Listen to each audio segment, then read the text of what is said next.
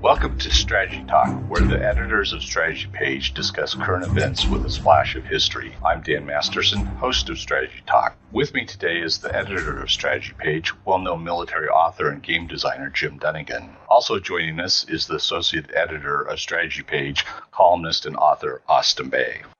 Welcome, Austin and Jim. Thought it's time to talk a little bit about last year and about what's coming this year. Last year, I didn't pay too much attention, Jim. I was having some health issues and was trying to just live. So maybe you could tell me what the high points are from last year. Well, actually, things were good. There were fewer deaths. There are probably more conflicts going on. We mentioned that in the Wars Update, which came out, about 3 days ago. Afghanistan went back to becoming a failed state. I mean, it was always a failed state, but when it had a real government, before the Taliban took over again, they had a chance.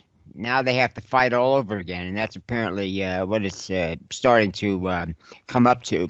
Pakistan, the backer of the Taliban, is trying to muster support, and the best they can do is some food. And of course, there are conditions on that. They want monitors to supervise that the people who need it the most get it, and that may be a contentious problem. The Taliban has been shooting at Pakistan, the new Taliban government, or as they call themselves, the Islamic Emirate of Afghanistan, as opposed to the former Islamic Republic of Afghanistan. We try to make that clear, but those are really the official names of the two governments. Technically, the Islamic Republic is still the recognized government of Afghanistan. Pakistan has been having a hard time getting that changed. Nobody, including Pakistan, so far, has recognized the Taliban government, and for good reason, because they are shooting at Afghanistan in the east over borders. And they've been firing there was some lots of gunfire, but there was some gunfire on the Iranian border, again, over the new border wall, as it were, fence and what have you, that the Iranians are building to keep the drug smugglers out. Now, in both cases, there's always been disagreements on exactly where the border is. This has been particularly acute on the Pakistani border, where there is most, how should I put it, there's the biggest amount of disagreement. The Iranian border is more about smuggling, and the Iranians are still rather, how should I put it, uneasy about the tax still being made on the Afghan Shia. Now, about 20% of the population of Afghanistan are Shia, and many of them are veterans of fighting in Syria as mercenaries for the Iranians. And this is one reason why the Iranians are, how should I put it, obliged. They were always obliged, but now they're more obliged because they trained these guys. They served them well. They were the best mercs that the Iranians had in Syria. When the Iranians ran out of money in 2018, when the sanctions came back in, they had to cut back, way back, on their mercenary force. In fact, the only ones they have left are some Afghans, and they've hired some local Syrians who are less effective, less reliable, et cetera, et cetera. The people are depending more on mercenaries, hired guns, than on using. The Turkey is still stirring up trouble in Libya. That is at an impasse, and that may blow up. Because the UN will not crack down on Turkey. The United States and Greece are getting together, along with Israel, to sort of persuade the Turks to back off. Now, the Turks may back away from the last province, Idlib, that's up in the northwest, that has almost all of the rebels. ISIL is still, the Islamic State is still active in eastern Syria, but there's not many of them. but they still, carry out attacks, usually to try and block roads. That's their only leverage. That's important to the Iranians because that's how they basically truck weapons from Iran all the way into Lebanon, and as well as in Syria, where they're trying to get a shooting war started with Israel. The Israelis are still threatening to use nukes, even if the Europeans, there are peace talks, as it were, or talks with the Iranians going on very haltingly to resume the 2015 treaty, which lifted most of the sanctions. The Europeans would really like to have the treaty back in place so they could sell stuff to the Iranians, sort of ignoring the fact that a lot of the money that the Iranians bring in is going to go to upping their troublemaking potential in places like Syria and Yemen, and to a lesser extent Iraq. Iraq has turned openly anti-Iranian. This is something people thought they would never see happen. The Arab Gulf states are basically increasing their economic relationships with Iraq. They are willing to invest in rebuilding Iraq from the ISIL war, and the Iranians can't help much economically because, again, they have no money. The Iranians also have a lot of trouble internally, which nobody sheds too many tears over. But the population is in uproar because throughout all of this, they seem to be last in line to receive any money that was available.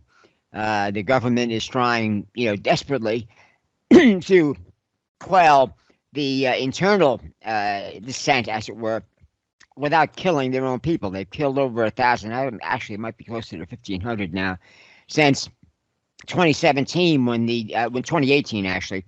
Well, no, it started in 2017.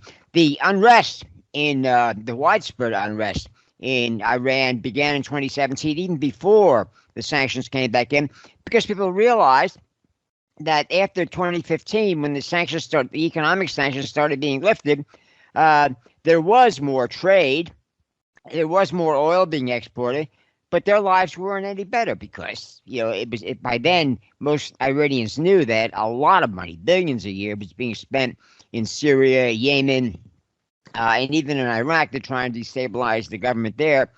But the Iranians have basically failed in all those areas. Well, Yemen is somewhat of a success, and that's a very tricky situation because they've been firing a couple hundred ballistic missiles, most of them into Saudi Arabia. They haven't hit anything yet except by accident. In other words, debris from an intercepted missile coming down in how should I put it, an occupied area. There haven't been many casualties. And in fact, I think the only fatalities have been foreign workers. But then again, a large chunk of the population of Saudi Arabia is foreign workers. That's something the Saudis are desperate to change because the oil, now they can see the oil is a finite resource. It is going to run out, and they're going to have to start paying their own way. Some Gulf countries are already moving in that direction. The United Arab Emirates, which is, again, the most corruption-free government in the Middle East. Israel is right behind them, which is another problem. It's less of a problem, but it's a problem. As an Israeli pointed out to me back in the 1980s, this is a senior guy. I think he was a retired brigadier general. He says, we're turning into a Middle Eastern country. And boy, was that prophetic. When we started Strategy Page, I kept an eye on that. My God, he was right.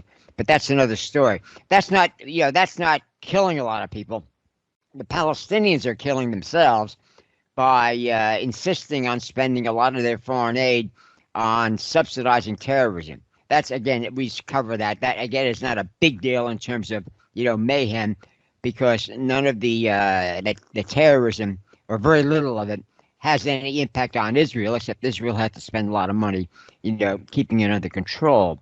So you can see what's happening here. The wars that are going on have either settled into something of a ceasefire, which who knows how long it will last.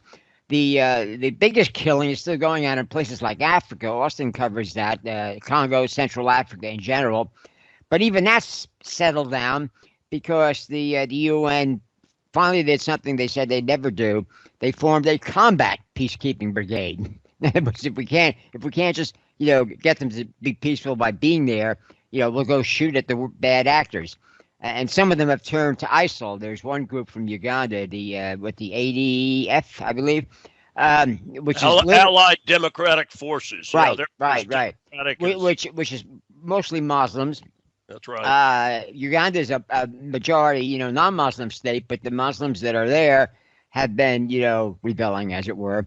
And they really couldn't stand up to the Ugandan forces, so they said, well, let's go play in nearby Congo, which is in chaos. The Chinese are in big trouble because the newly elected president did not, as many of the corrupt officials, politicians in Congo hoped, would not mess with all the lucrative Chinese economic deals. Now, again, Austin has been following this. In fact, it's gotten so bad for the Chinese and the former Kabila government that they are auditing, using outside auditors, where the money's actually going, and they're finding a lot of it's going into the pockets of local politicians who preceded the current president, and they and virtually none of the economic benefits that were supposed to come from these contracts, which is a standard part of those deals, are being carried out. So that's a continuing story. Nobody's shedding a tear for the Chinese. Actually, the Chinese are losing ground in many places, but they still hold the strong military, cards, as it were. In fact, one thing, we haven't published this one yet. I have one coming out on the Chinese ballistic missile forces. Now, this is something I guess you'll hear it here first. I mean, I've got it written up. I just haven't set a pub date for it yet.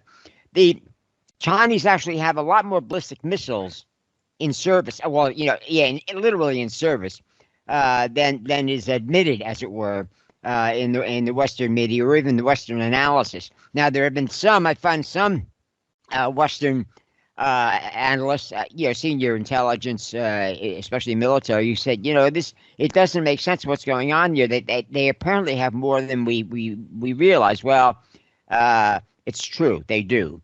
And I went in there and did a new count, and it comes to over 3,000. But more surprisingly, all this talk about China building silos in central China for ICBMs and first strike, not happening. Mainly because they haven't been producing enough plutonium to build enough warheads. In fact, they've been reprocessing a lot of the old, 1 megaton warheads into smaller 400 kiloton warheads, and these are apparently not on many, if there are any, ICBM ballistic missiles, because what the Chinese have done, they've turned their entire rocket force, which is now a fourth branch of the military, the rocket forces, into a huge artillery unit. Now, this is something that scared the Taiwanese. It still does, because I think it was almost 10 years ago, they did a count. The Taiwanese keep a close eye on it. They had over 1,000 shorter range conventional ballistic missiles aimed at Taiwan, and Taiwan has been frantically figuring out ways how to disperse their forces, because a first strike like that, we're talking about Pearl Harbor, which is virtually unstoppable. Even if you use a lot of anti-ballistic missile systems, the Chinese have the ability to do a mass strike. I mean, literally. Boom, not 1,000, but several hundred in rapid, waves, as it were, coming in on Taiwan would overwhelm basically any anti-ballistic missile systems they're putting in there, and to put ABM systems in there that could basically withstand that sort of attack would cost more money than they can afford. But they've got a new president in Taiwan, which we've reported on several times, the first woman president, who has stealthily, behind the Chinese backs, as it were, gathered enough experts unofficially from Western, countries who China had threatened in the past for basically selling any components for submarines, and they are in the process of building 8 Taiwanese designed, conventional submarines, but with the independent, independent underwater supply. AIP, yeah, which allows basically a conventional submarine to stay underwater for 2 weeks or more, which is basically makes it equivalent to a nuclear sub, because you only need about 2 weeks, for local defense, and they're talking about, taking care of China, not going across the ocean. And this worries China a great deal because they have had less success with AIP. And now all of a sudden, because of this mere woman running a country, who ever heard of such a thing? She outfoxed them all. Now she was quite a political operator. She basically has a degree. She's considered an academic, but her degrees are in foreign trade and foreign relations. And she had already, before she was elected, developed a lot of connections in the West, and quietly discussed things like this with them. Now it's come out. It basically, got published because the first of these subs is supposed to be launched, within a year or two, and the other 8 will follow in rapid succession. The Chinese thought that they could, we can attack the suppliers, but that won't work because the plan, the secret conspiracy, as it were, made sure that they had arranged to have multiple from different countries suppliers for many components. The major components are being supplied openly by the United States and Britain, who don't give a hoot about Chinese economic threats. And more Western countries are feeling the same way. Why put up with this crap? In fact, we just did a piece, I think, it may be scheduled. I'm getting ahead of myself. I plot these things a week in advance. Little Lithuania defied China when they opened a Taiwanese, basically a trade office. But the Chinese said, no, that's a diplomatic thing. So the Chinese thought they threatened the Lithuanians good, and they said, we're going to downgrade your embassy to a lower status, less than a consulate, which basically meant the Lithuanian diplomats would not have diplomatic immunity anymore. So before that could go into place, the Lithuanians quickly spirited all of their diplomatic people out of China, which again was an embarrassment to China. If a bully's, a threat doesn't work, especially if they are outfoxed by such a minor country as Lithuania, it's embarrassing. They lose face.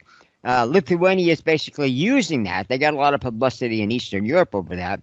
He says, if we don't stand up to these big bullies, whether they be China or Russia, they're going to keep pushing and keep pushing. And this is bothering Putin because his threats of nuclear war don't carry as much weight as they used to. I mean, what he apparently found out was that when he threatened it earlier, it raised a lot of hackles among his supporters, his civilian supporters, in Russia. And he's having a lot of problems, dealing with the economic crisis. I mean, the poverty rate in China has been steadily growing. He's been trying to downplay that. They've been coping somewhat with the economic sanctions, but not to the point where the majority of Russians don't feel it, and they are not happy. So there may be a test there during the next elections as to whether Putin, pro-Putin or pro-Putin. Well, actually, he changed the Constitution recently, which didn't go over well, which allows him to be president for life, assuming he can win an election. Now, whether or not to be honest elections, well, it depends on how honest it has to be to keep him out. So that's it's good news when people who are threatening us are having problems at home, and also problems with their weapons. Russia has also made itself unpopular in Western Europe. They made it easy, theoretically, for the Germans to go through with their policy, their green policy. This is what happens when you let the Green Party run the country.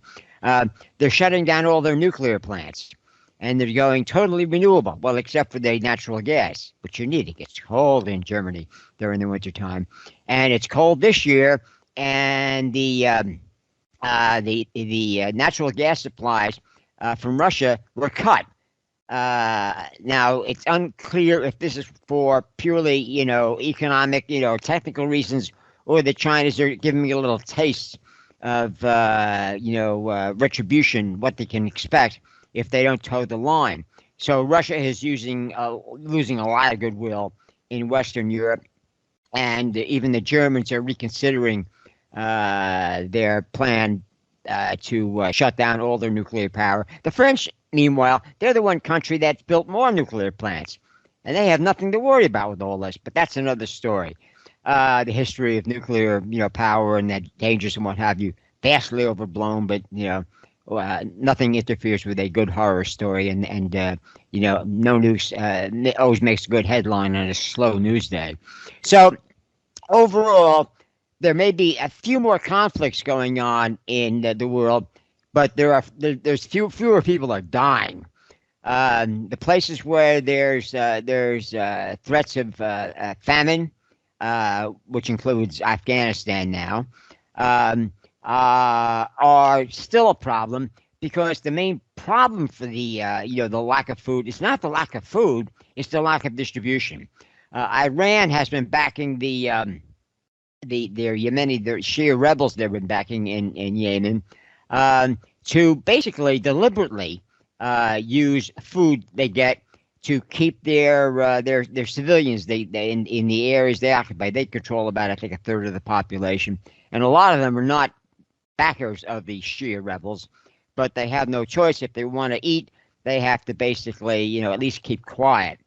And the UN is really starting to recognize that. They don't like to, because how should I put it, the foreign aid lobby within the UN, it's their business to ship the stuff over there, whether it gets to the people who need it or not.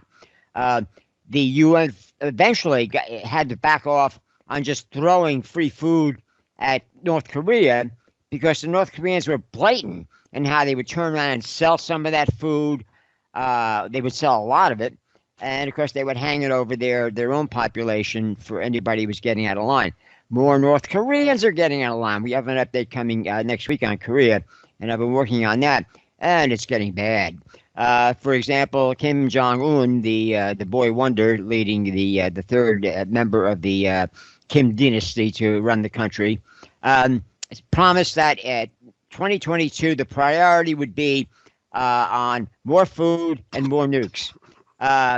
He actually immediately backpedaled on that by putting more restrictions, movement restrictions inside North Korea, because they still have no protection against the COVID-19. They insist that there's no cases, but this Omicron variant is coming in from China. It's in China. It's not supposed to be in China, but that's causing conniptions in parts of China, which are shut down, and that's hurting the economy, the Chinese economy, which is now the growth is slowing and slowing and slowing.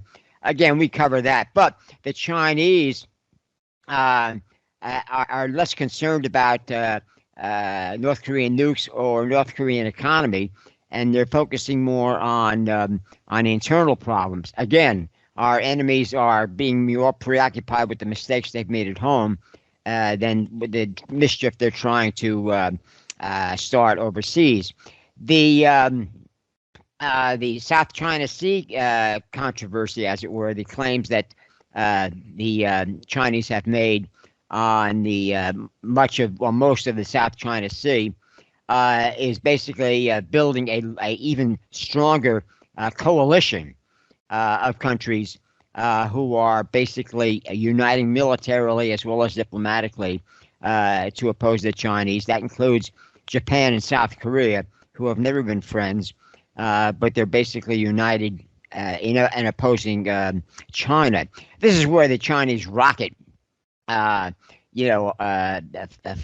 as it were, these thousands of rockets, because they could be used against any of their local enemies. So basically, when that came out, the extent of the Chinese, rocket inventory of non-nuclear rockets. Like I say, even their nuclear rockets apparently are loaded with conventional warheads in peacetime, and there are about 200 ICBM and a few shorter range ballistic missile warheads, stored nearby. But they have to be moved in. You have to basically change the warheads if there's any threat of a nuke. So that's something we can keep an eye on.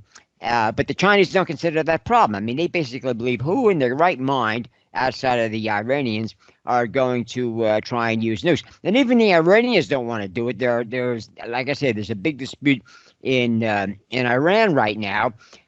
Because most Iranians are in favor of nuclear weapons for Iran, because Iran's always for thousands of years has been the the superpower in the Middle East. They've not been that for over a century. They'd like to get it back. That always plays well. But the fact is they're starving in order to maintain that. They live in poverty increasingly in order to sustain that dream. So the people are willing to, the hell with the nukes. We'd rather eat. We'd rather you'd be able to send our kids to school and have a place to live and have a job. And that is changing it. But North Korea is in big trouble because they have no national health infrastructure to deal with it. They refused most vaccines because, again, they have no problem. But now they do. And the indicator of that, as I found out, was after Kim gave his food is a priority speech, food became harder to get because there was less movement of food supplies internally. I mean, this is even legal stuff. You need more paperwork and what have you. What they're trying to really crack down on is the smuggling of anything. They're outlawing that. They've increased the punishment for people caught watching South Korean TV, which is always better. No, it's considered treason. So you can see there's a lot more. How should I put it? A lot more, dictators and aggressive countries with headaches, and that basically makes it less likely they're going to start a war, with the possible exception of Iran, which is really dominated by the hardcore now. But even these guys are not really proponents of throwing a nuke at Israel, especially at Israel or anybody else. For the Israelis, no matter what deals you make with Iran, they are not going to let them get nukes, because they know if they're going to be used anywhere, they're going to be used by Islamic religious fanatics to basically hurt Israel. And of course, Israel can hurt them back a lot more. Israel has more long-range missiles, and they have also submarines that carry nuclear cruise missiles. So the Israelis can retaliate independent of anybody else.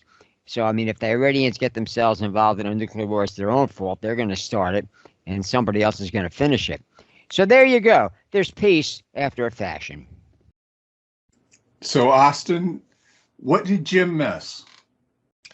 Well, Jim didn't miss anything worth. He's got every single one of the major examples, and then of the major situations. Let's put it that way. And he's got exemplary or instructive examples of the other conditions. So if you go read his wars update, which went on, let's see, today's Friday. I think it went up Tuesday, January 4th. You'll get some more details supporting what he said on that. Here's the way I thought when you came up with the topic for the podcast, Dan, is that the column that I wrote Tuesday morning was I call it 4 strategic challenges to 2022.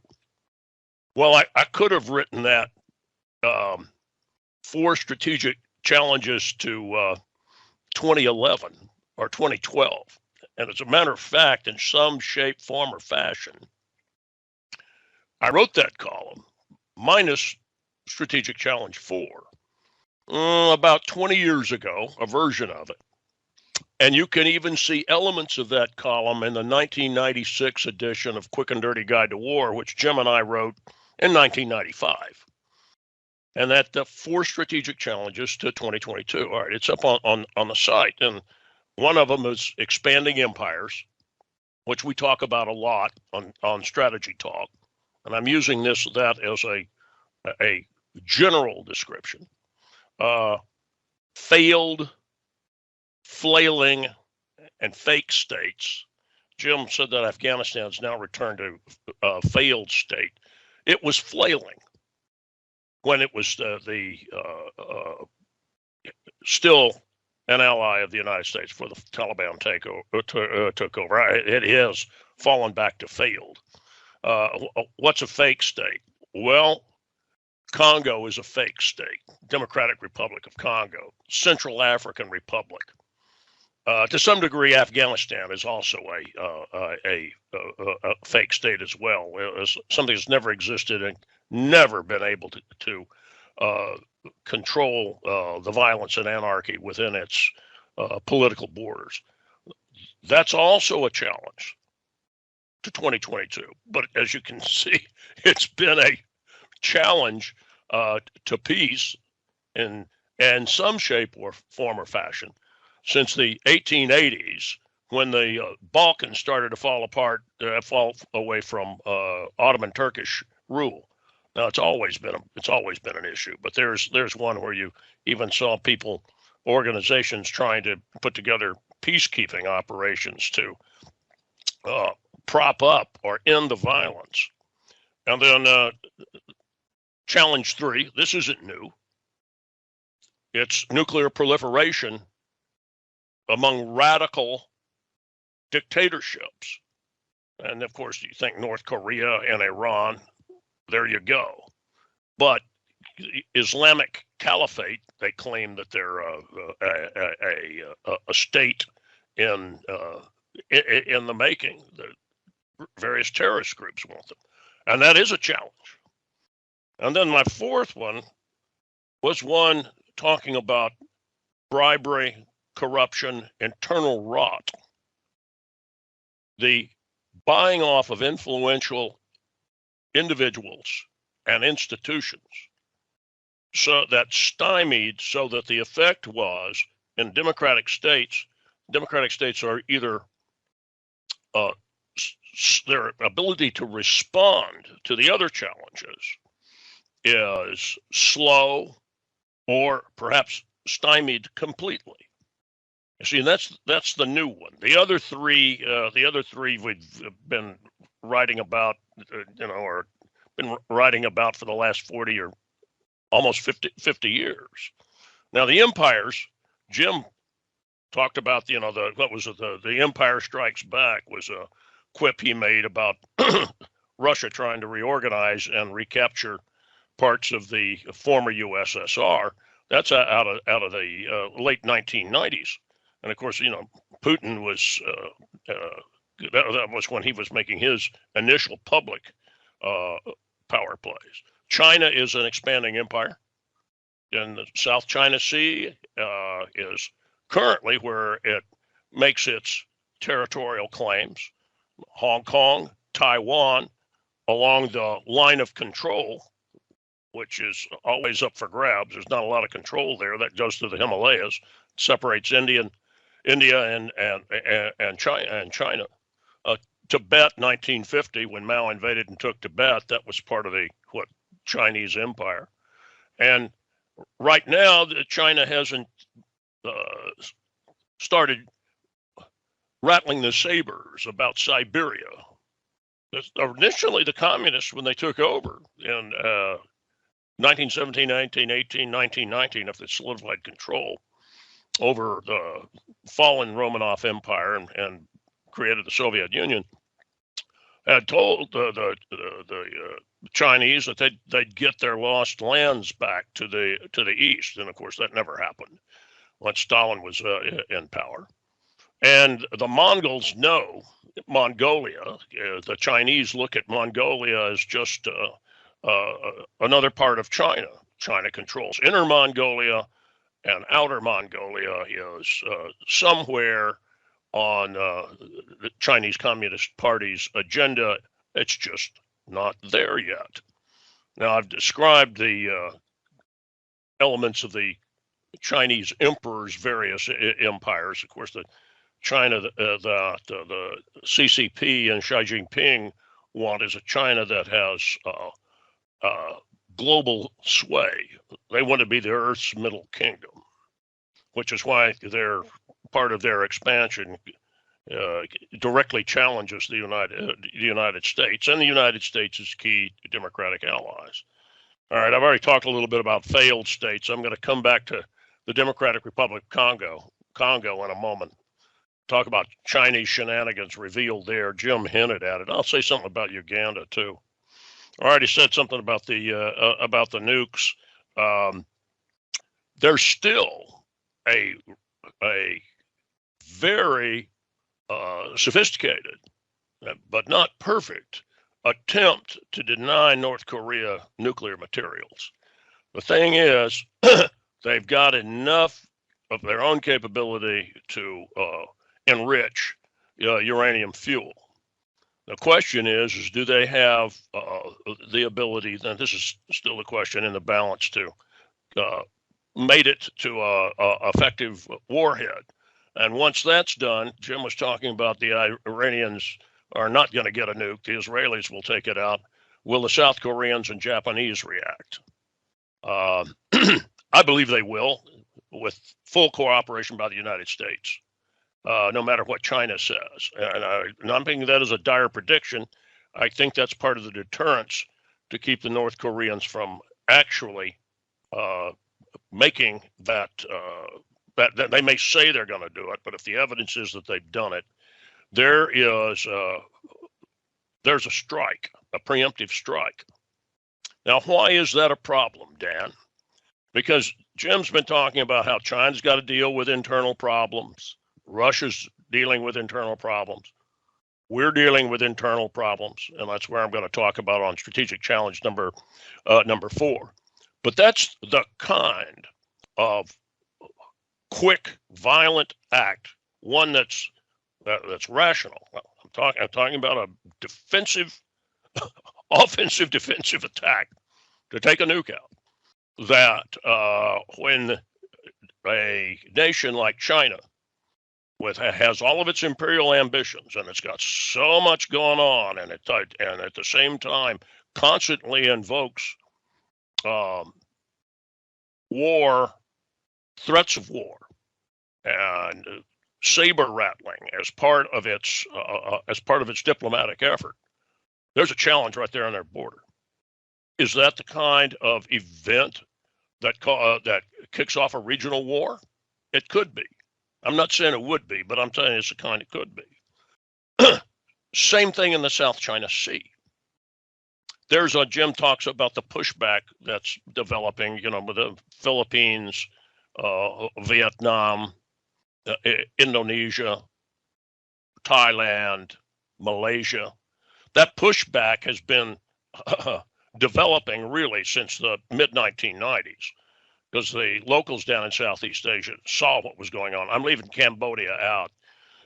It operates now as kind of a wholly owned subsidiary of Beijing, simply because they bought everybody off. But they don't have, Cambodia doesn't have the kind of forces that Vietnam and Thailand and the Philippines and Indonesia have. And Malaysia's nothing to write off. And Singapore, I didn't include Singapore for a reason. Singapore's got a fine little military force. And they've watched what China is doing. And so far, the United States and those countries, plus Australia, and now Japan as well, has refused to recognize the claims that China says these islands that we built are as sovereign Chinese territory as Shanghai. They still play that game of their air controllers coming on demanding that planes not overfly and that ships identify and behave in this way. But that creates conditions. There's another element too. China's use of sea militia, which are supposedly fishing boats. Well, they are fishing boats, but they use them as a kind of unarmed swarming attack. And we don't know how truly unarmed they are. And they'll have their Coast Guard vessels in with their supposedly protecting the fishermen. And several of their Coast Guard vessels, and we've written this up. Jim's written about this and some of our technology updates. They're really like small frigates. They carry 75, 76 millimeter weapons and a variety of larger automatic cannon, and also fire hoses, which are used as weapons. This has been going on now for at least a decade. And the 2014 really was a major confrontation of this type between Vietnam and China, when a huge I wrote about this, and we wrote about it. If we've written about it a dozen times on Strategy Page, we've written about it 3 dozen times. When a Chinese oil exploration vessels, and in the case in May 2014, an actual test drilling rig, a huge one, moved right into Vietnamese waters. And all right, it was restrained, a lot of shouting matches, some ramming. But ramming is a violent, written off as accidental, of course. But ramming is an old technique of sea warfare. Don't say that even after the area of air torpedoes and guns and aircraft. Ram the other guy's boat in sinking. PT-109 was sliced in half by a Japanese destroyer. That's another type of miscalculation, or a kind of violent situation that could lead to a miscalculation. Now, in Europe, look, I read in mainstream media, legacy media, whatever you want to call it, that, Russia's going to invade Ukraine. Well, Russia invaded Ukraine in 2014 and really has never left it. It's got its proxy forces in the Donbass, those two so-called secessionist provinces of Ukraine, but they're still there. What the threat that Putin has put together is one of a rapid mechanized strike that would seize additional land so that he's got a land corridor to Crimea. I think that's the logical attack set up for. But it's conceivable if the Russian mechanized forces, tank forces, achieved a surprise and a breakthrough, they might try to absorb the eastern half of Ukraine. Do I think they're really going to do it? No. I think what he's wanted to do is make a diplomatic show and see how far he could both rattle and test the Biden administration and rattle NATO, and also send NATO the message, don't make Ukraine part of NATO, which has been an issue. The Poles know that that's a huge thing for NATO to take on, but they want it. Enough of them want it. Lithuania, Jim brought up Lithuania's ability to stand up to China. Really interesting little situation. The good coverage of it. I can recommend an article that the Economist had within the last 3 weeks. Maybe it's a month ago, not too long, but got the same points that Jim made. That Lithuania, we've seen this kind of bullying, great power behavior before, and we ended up suffering for 80 years. I'll put it at 80, but from Russia, that type of Russian domination.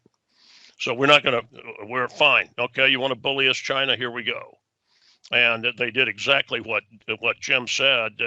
There was a way possibly to test that if they had a consul there, they would have diplomatic immunity, but they weren't even going to put up with it. But Lithuania, Latvia, and Estonia have NATO security guarantee. And when the Russians roll troops up there, they have NATO prepares to respond, as well as Finland and Sweden. That's another example of the pushback that Putin's bad behavior has got. These two so-called neutral nations openly discuss joining NATO, and as it is, they cooperate with other NATO nations. But Putin could miscalculate. He could miscalculate. It could be a miscalculation in Belarus, which is a shaky dictatorship that Russia more or less controls. And they were trying, what were they trying to do late last year? Launch a migrant invasion of Poland to rattle NATO. Until what happened, one of the things that happened is EU pressured Turkey to stop flights to Belarus, where a lot of these Middle Easterners that were being brought to Belarus were coming through Turkey. They weren't coming through Moscow, so Moscow had some plausible deniability. That's shut that down for the while. But that's also the kind of disruption that could lead to a miscalculation. And suddenly, and plus, Jim went through all the problems that Putin's got with Russia. Russia is in some ways, it's a flailing state economically. The only respite it's getting is the jump in oil prices after the shutting down or closing down of fracking and a new oil production in the United States. So that's given the bad guys a respite. And now, the failed states, Congo, what Jim was talking about is there's one big accounting study done by a nonprofit that has a specialty in tracking flow of money, criminal organizations, and money laundering. But there are two others that have that I'm aware of. There are probably more than that have looked at what was called initially the Congo-China deal, and then just began to be called the China deal. This is written about this since really, I think the first time I did an update on it was late 2008 or early 2009. But now the moniker for it is the China deal. And it was going to be anywhere between, and you'll see a range of figures, running from about 6.7, 6.8 billion to 9 billion, though there is some indication that it's actually 10 to 12 billion dollars that China was going to put into Congo to build infrastructure, roads, hospitals, in some places electrical power delivery for capability from dams, generators, and the like. And in exchange, China would have the guaranteed rights and access to an entire range of Congolese minerals, cobalt being one of the main minerals China was interested in. And a little quick sidebar on that, it takes about 10 kilograms of cobalt to build some of the electrical batteries that power those small Chinese electrical vehicles that the Chinese middle class desperately want. It's something that the Chinese Communist Party wants to build because it's like giving them iPhones and letting them buy Mac computers. They can have their own little their car, but it takes a lot of cobalt to build those batteries. And Congo produces something between 55 and 65% of the cobalt produced on the planet. There's some fluctuation, but its cobalt is regarded as being some of the finest, highest grade on the planet. And China's been importing something like, well, again, the figures are iffy, but over 50%, maybe 70% of Congo's annual production of cobalt. And that's ramped up since this China deal was negotiated. But as Jim flash forwarded, it's not worked. The infrastructure hasn't been built very little of it.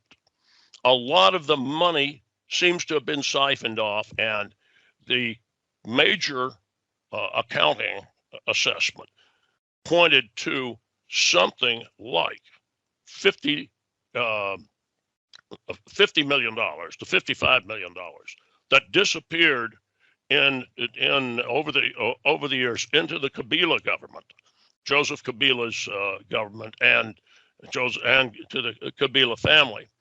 Apparently, there was in one of the studies thought that 65 billion was to go, but when Kabila exited power and Tshisekedi's new government managed to get control of the regulatory institutions. He still doesn't have full control of the security institutions, but the regulatory organizations in Congo, particularly in the minerals, another 10 to 15 million was taken back, and it wasn't distributed.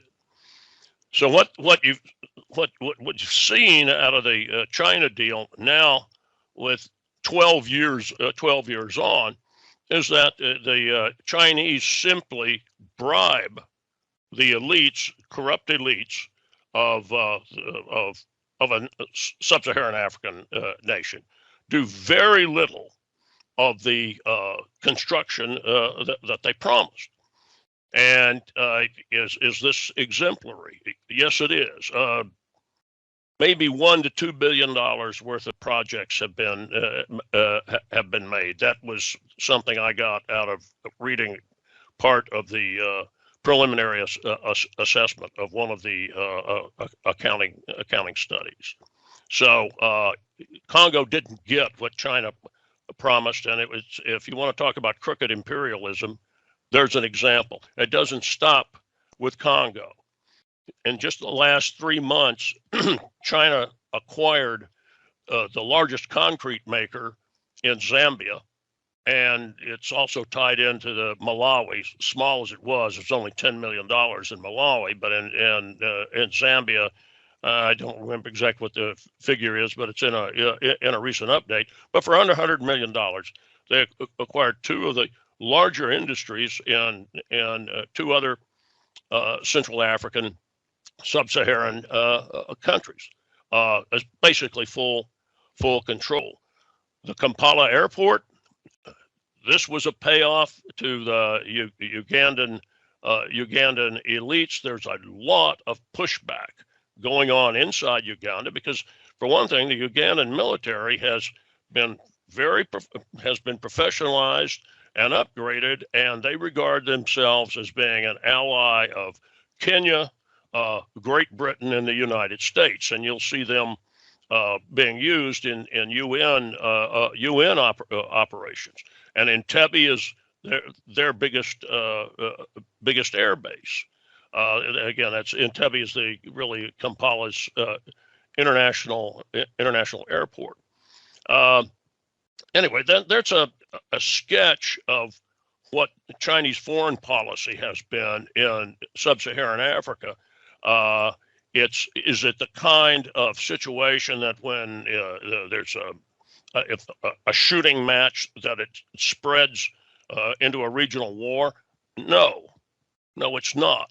But it's a way to lead in to point 4 of my challenges for 2022, which is China's tried to work, and somewhat successfully, the same undermining, bribery, corruption, and influence buying operation in Western Europe and in the United States, Canada, and Australia. And I'll just some random examples. The Harvard chemistry professor who's basically been paid by China for well over a decade, and at least part of the time, $50,000 a month off the books.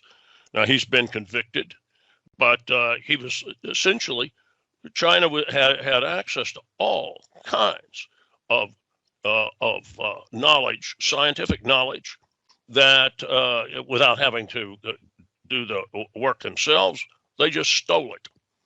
And that goes on, and they, one of the studies after, if you remember, in let's see, that was 2019 when MD Anderson Cancer Hospital and Emory's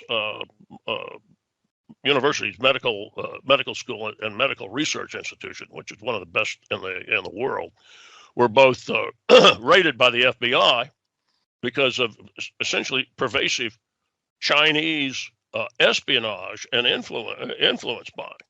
And then it turned out that there were over 100 institutions. It took a little while for this to come out over the next 6 to 8 months, that the same kind of game had been played, where you see the National Institute of Health and National Science Foundation, they ask people organizations that come to them for money, where else do you get your money? Do you have foreign money? Tell us about it and tell us what the relationship is. And you're supposed to put it down and you swear to it. It's a legal document. A lot of these institutions had failed to do that, which actually made them liable for having to pay back the money. Now, what China got out of this was tons and tons of information that helped them economically. And on top of that, we know about the pervasive spying, Huawei dual-use technologies, influence buying. Some of this sounds conspiracy theorist, but there is enough evidence out there to see how journalists and scientists that were taking money from Chinese institutions immediately tried to squelch legitimate inquiries into the origins of the COVID-19 Wuhan virus pandemic. The Washington Free Beacon did a fabulous investigative job of looking at Huawei, and that Huawei is, in my view, it's a huge Chinese electronics corporation, but it's really also a front for Chinese espionage.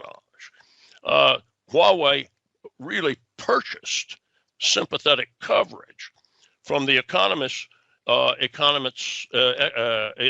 Intelligence Unit, which is a separate editorially from the magazine, but also sells its analysis to clients and customers.